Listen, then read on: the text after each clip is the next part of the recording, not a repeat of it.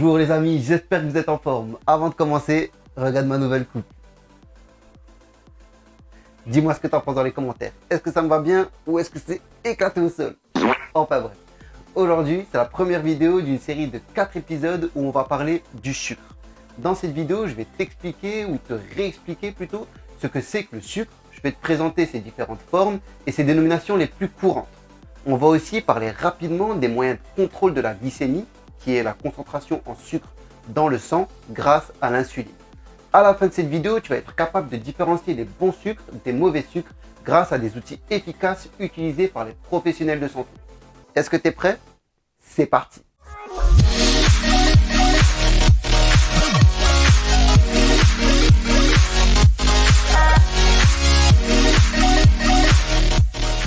Si tu ne me connais pas encore, je m'appelle Tommy, je suis un ancien sportif de haut niveau en gymnastique et en football, en pleine reconversion professionnelle pour devenir diététicien et coach en nutrition.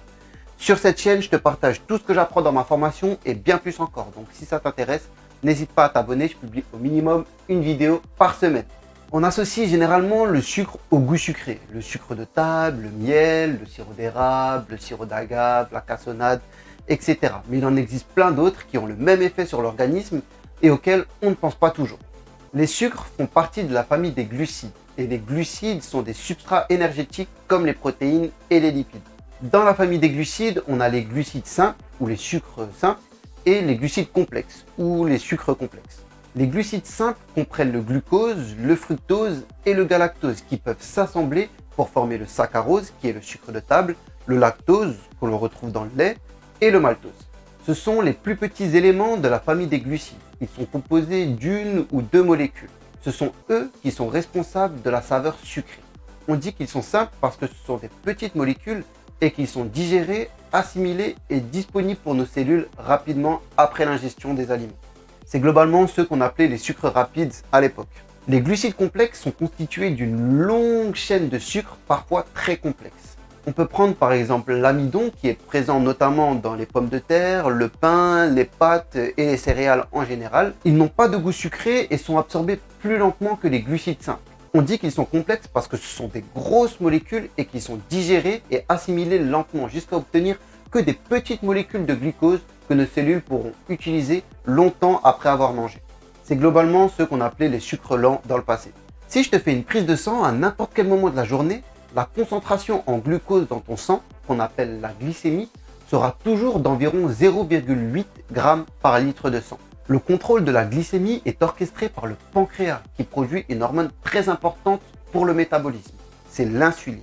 L'insuline va permettre de faire sortir le glucose de ton sang pour le faire rentrer dans le foie et les muscles sous forme de glycogène et dans le tissu adipeux sous forme de graisse. Une fois stockée, cette énergie pourra de nouveau être libérée quand ton organisme en aura besoin. Cette courbe est un exemple de l'évolution de la concentration en sucre dans le sang suite à un repas riche en glucides. On voit que quelques heures après le repas, la glycémie est largement au-dessus de son niveau normal.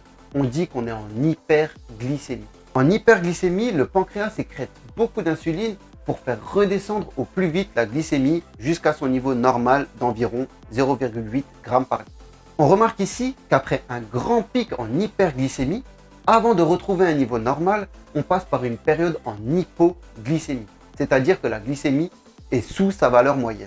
Lorsqu'on est en hypoglycémie, on se retrouve généralement sans énergie, avec une grosse fringale et on peut aussi avoir des maux de tête. Mais tous les glucides ne vont pas être assimilés à la même vitesse et donc ne feront pas évoluer la glycémie de la même manière. L'indicateur qui permet de classer les aliments selon la vitesse à laquelle ils vont le faire évoluer et grimper la glycémie, c'est l'index glycémique.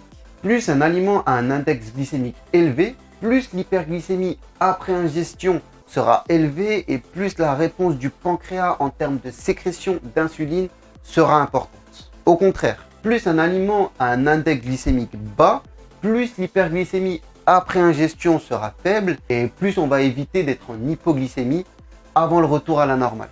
On peut voir sur cette courbe la différence sur l'évolution de la glycémie entre un aliment à index glycémique élevé, un aliment à index glycémique modéré et un aliment à index glycémique faible. Qu'est-ce que cette courbe nous dit clairement? Un aliment avec un index glycémique élevé va entraîner une forte sécrétion d'insuline donc un stockage massif des sucres sous forme de graisse et une forte hypoglycémie avant le retour à la normale. Cette hypoglycémie va te redonner une sensation de faim et donc probablement une envie de remanger une cochonnerie sucrée, ce qui va entraîner un nouveau pic de ta glycémie, etc., etc. Pour résumer, on va dire que les bons sucres sont ceux avec un index glycémique bas et les mauvais sucres sont ceux avec un index glycémique élevé. Voici un tableau classant les aliments selon leur index glycémique. Le glucose a un index glycémique de 100, c'est la valeur de référence. En dessous de 39, on parle d'index glycémique bas. Dans cette tranche, on a la plupart des légumes. Entre 40 et 59, on parle d'index glycémique modéré. Là, on a les fruits sucrés, les jus de fruits et quelques farines de céréales. Et au-dessus de 60, on parle d'index glycémique élevé pour les sucres, les viennoiseries, les farines de blé, de riz et de maïs. Je te mets le lien vers ce tableau dans la description pour que tu puisses le regarder tranquillement en meilleure qualité.